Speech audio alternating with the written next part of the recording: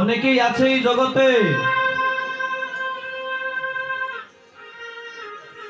ছোট্টবেলা অনাহারে অভাব অনটনে দিন গিয়েছে, রাত গিয়েছে, একবার খাইলে আরেকবার খাওয়ার মতো সেই অর্থ সামর্থ্য ছিল না।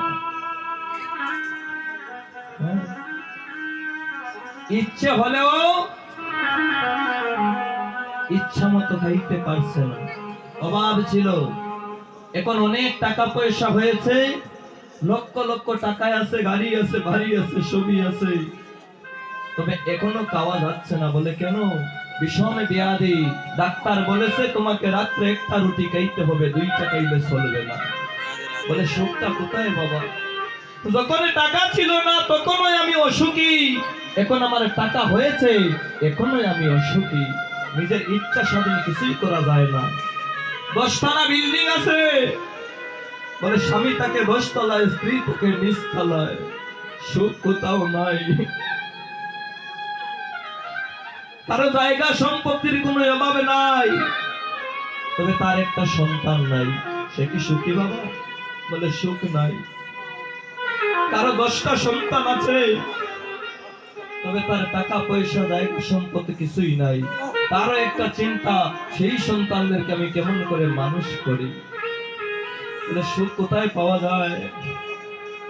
এই যে কুন্তী দেবী বলছে, কৃষ্ণ এই জগতে কোনো কিছুর মধ্যেই সুখ নাই, সুখ লুকিয়ে আছে একটা বস্তুর মধ্যে। চৈতন্য চরিতামৃত বলল, কৃষ্ণ বিনা সুখ দিতে নাই অন্য জন, নাহি অন্য জন। তাকিয়ে বা তার বিদ্যা খুলে কোটি কোটি ধন, কোটি কোটি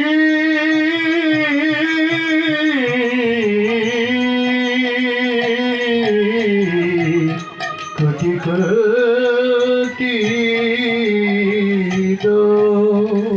কৃষ্ণ বিনা এই জগতে সুখের সন্ধান কোথায় পাওয়া যাবে না।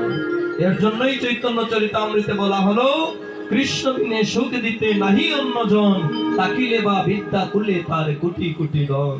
যতই অর্থ সম্পত্তি আপনার থাক না কেন বাবা, যদি মনের মধ্যে শান্তি না থাকে কিছুতেই কাজ হবে না।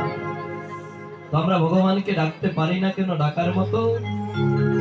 বলে সংসার মায়াবদ্ধ জীব আমরা, চাওয়া পাওয়ার কোনো শেষ নাই।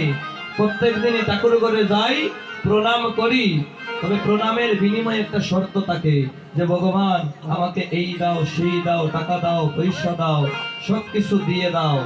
তবে একটা বারও বলি না যে প্রভু আমাকে তো তুমি ভালো রেখেছো, তুমি কেমন আছো? তুমি তো কুশলে আছো। আমরা সবাই জানি ভগবান সবচেয়ে ভালো আছে, তাই না? আমাদেরকে যিনি ভালো রাখছে তিনি কি আর মন্দ থাকতে পারে? তবে আমাদের দায়িত্ব যে প্রভু গো তুমি কি কুশলে আছো, তুমি কি ভালো আছো? কেউ বলি না, সবাই শুধু চাই আর চাই, চাওয়ার কোনো আমাদের শেষ নাই।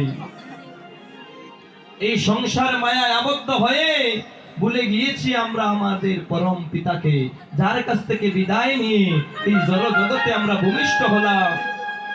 বলে এসেছিলাম প্রভু আমাকে নরক যন্ত্রণা থেকে মুক্ত করে দাও, আমি তোমার নাম কবু বলবো না। তবে এই মায়ার সংসারে আবদ্ধ হয়ে ভুলে গেলাম। বলে এ মায়া প্রবঞ্চময় ববের রঙ্গমঞ্চ মাঝে বাজে রঙের নটবর হরি, যারে যেভাবে সাজায় সে সেইভাবেই সাজে সাজে। নাটক দেখেন গো, নাটক দেখেন টিভির সিরিয়ালে। মাগো নাটক একজন পরিচালক যেমন করে পরিচালনা করে, অভিনেতারা ঠিক তেমন করেই অভিনয় করে। পরিচালক যেমন করে স্ক্রিপ্ট তৈরি করবে, অভিনেতারা ঠিক তেমন করেই অভিনয় করতে হবে। এই জগতে সংসার হচ্ছে একটা নাট্যমঞ্চ, এখানে আমরা সবাই অভিনয় করতে এসেছি। যখনই অভিনয় শেষ হয়ে যাবে চলে যেতে হবে পরম পিতার সন্ধানে। একের পর এক চলে যাচ্ছে বাবা। আজকে এই বাড়িতে একটা শ্রাদ্ধ অনুষ্ঠান হলো। আমার শ্রদ্ধেয় দাদা যাকে আমি অতি শ্রদ্ধা করি, উনি আমাকে ছোট ভাইয়ের মতো স্নেহ করেন, নিকুল দেবনাথ কীর্তনিয়া দাদা, উনি ভাগবত আলোচনা করেন। ওনার মায়ের শ্রাদ্ধাদি কাজ আজ হলো, সবাই প্রার্থনা করবেন উনি যেন ভগবানের দিব্য ধামে ভগবানের সাথে লীন হয়ে থাকে। একের পর এক চলে যাচ্ছে, আমাকেও যেতে হবে। সেই কথা যদি হৃদয়ে জাগ্রত না হয়, আমরা যখন একজন মানুষকে শ্মশানে নিয়ে যাই বাবা, তখন যদি আমরা চিন্তা করি আজ যাকে আমরা শ্মশানে নিয়ে গিয়েছি